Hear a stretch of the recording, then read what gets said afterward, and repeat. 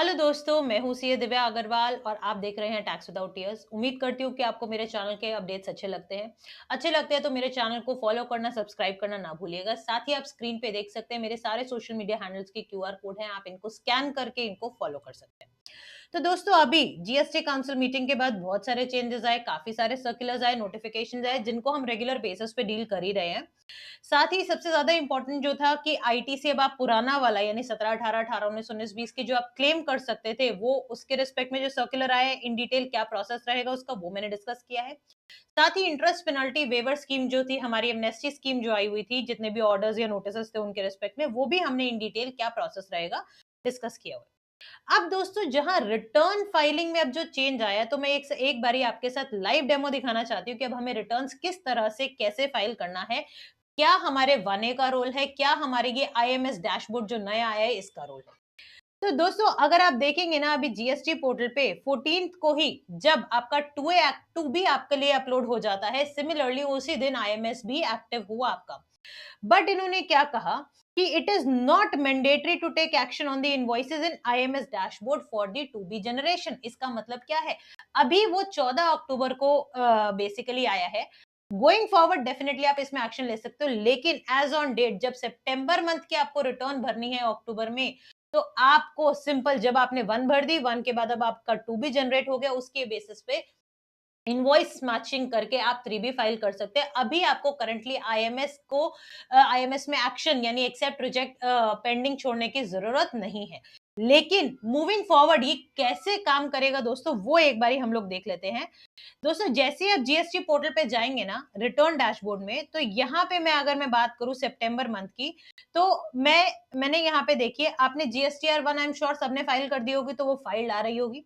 अब उसके बाद दोस्तों अमेंडमेंट यानी जीएसटीआर 1A आ जाता है बेसिकली। ये आप कब कर सकते हो अमेंड, जो जीएसटीआर 1 के इनवॉइसेस हैं या आपसे कोई इनवॉइस छूट गया है तो आप 1A में डाल सकते हो ताकि आपकी लायबिलिटी सही आ जाए। अब इसको अगर हम लोग देखते हैं प्रिपरेशन के टाइम पे, तो कोई भी इनवॉइस आपसे स्किप हो गया, चाहे वो बी2बी है, चाहे वो बी2सी है, कोई भी इनवॉइस है, वो आप यहाँ पे डाल सकते हैं।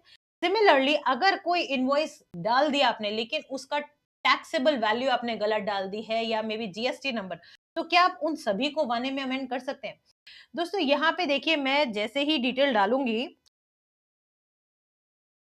ये देखिए यहाँ पे मैंने इनवॉइस का डिटेल डाला, इसको अमेंड रिकॉर्ड किया, तो यहाँ पे मेरे को रिसिपिएंट का जीएसटी नंबर चेंज करने का ऑप्शन नहीं दे रहा। दैट मींस अगर आपने रॉन्ग जीएसटी नंबर डाल दिया है तो वो आपको सब्सिक्वेंट मंथ की जीएसटीआर 1 में ही ठीक करना होगा, आप वो 1A के थ्रू नहीं कर सकते हो। लेकिन हाँ, अगर आपने सपोज कीजिए इनवॉइस वैल्यू गलत डाल दी है, टैक्सेबल वैल्यू गलत डाल दी है या आपका रेट गलत है, तो वो चीज को आप डेफिनेटली रेक्टिफाई आप कर सकते हो।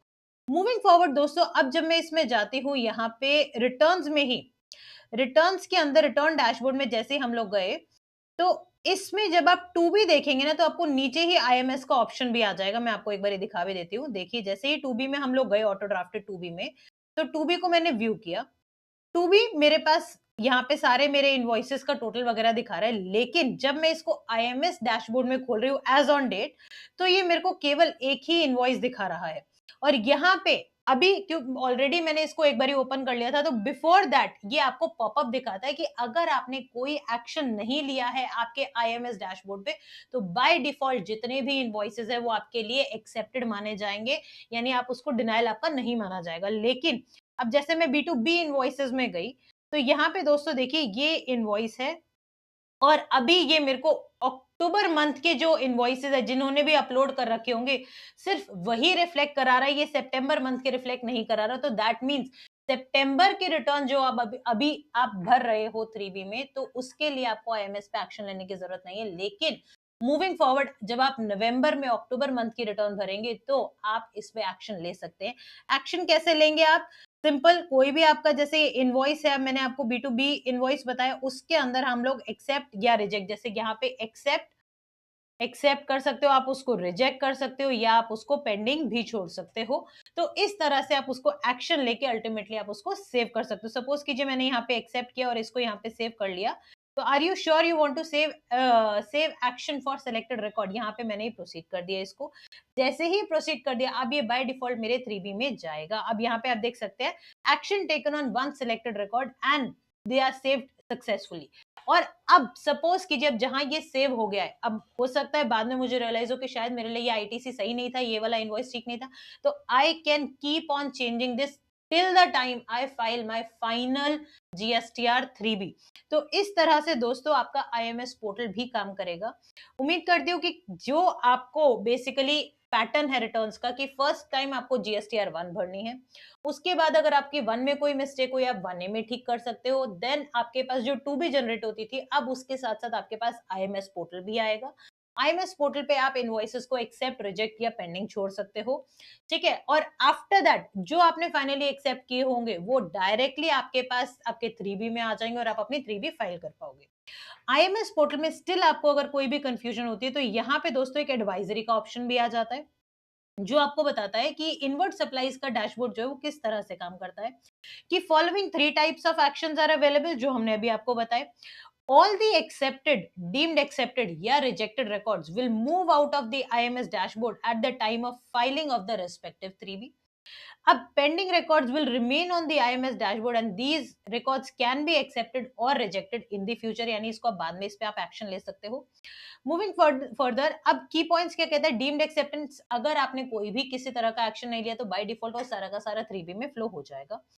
पेंडिंग के लिए इन्होंने बता दिया, pending action shall not be allowed, ये अलाउड ही नहीं होगा क्रेडिट नोट्स के रिस्पेक्ट में, या downward amendment of the invoice या डेबिट नोट्स के रिस्पेक्ट में, downward amendment of bill of entry where original bill of entry was already accepted by the recipient, उस केस में भी। और reject action shall not be allowed in the following scenarios, कब, जब bill of entries and amendment there of, आपका rejection कब नहीं होगा, बिल ऑफ एंट्रीज है या bill of entries of SEZ के केस में या उनके अमेंडमेंट के केस में आपका रिजेक्शन का ऑप्शन आपको नहीं मिलेगा। It is mandatory to take action on original record, original record पे आपको एक्शन लेना ही पड़ेगा और अकॉर्डिंगली आप 3B अपना फाइल कर पाओगे। Similarly, moving further, अब records on the IMS dashboards will be updated upon saving, allowing the recipient to take the action. However, for these records to appear in 2B and 3B, the supplier return must be filed, यानी सामने वाले supplier की return जरूर file होनी चाहिए। Reason भी क्या है, अगर ई इनवॉइस पोर्टल से डायरेक्टली उनके 1 में आ गए और आपके पास सेव्ड रिकॉर्ड रिफ्लेक्ट कर रहे हैं तो वो आपके 3B में नहीं जाएंगे। 3B में कब जाएंगे, जब अल्टीमेटली उस सप्लायर ने अपने जीएसटीआर 1 फाइल कर दी होगी, सिर्फ आईएमएस पे रिकॉर्ड अपडेट होने से नहीं होगा। जैसा कि आप इधर भी देख सकते हो, जो मैंने आपको दिखाया भी था अभी, ये जो एक्शन हमने लिया है जिस रिकॉर्ड पे, तो आप ये देख सकते हो यहाँ पे इन्होंने क्या कहा है कि सोर्स जीएसटीआर 1 है अक्टूबर 24 की और इसने अभी ये रिटर्न फाइल नहीं करी है। तो इस तरह से दोस्तों आपको पता चल जाएगा और अकॉर्डिंगली आपके रिकॉर्ड्स आपके अपडेट होंगे और आपके 3B में आपका आईटीसी फ्लो करेगा। उम्मीद करती हूँ कि लाइव डेमो के थ्रू आपको समझ आएगा कि कैसे कैसे रिटर्न्स में क्या क्या चेंजेस आने वाले हैं या आ गए हैं और अकॉर्डिंगली आपको रिटर्न फाइल आप कर पाएंगे। Thank you so much and have a nice day.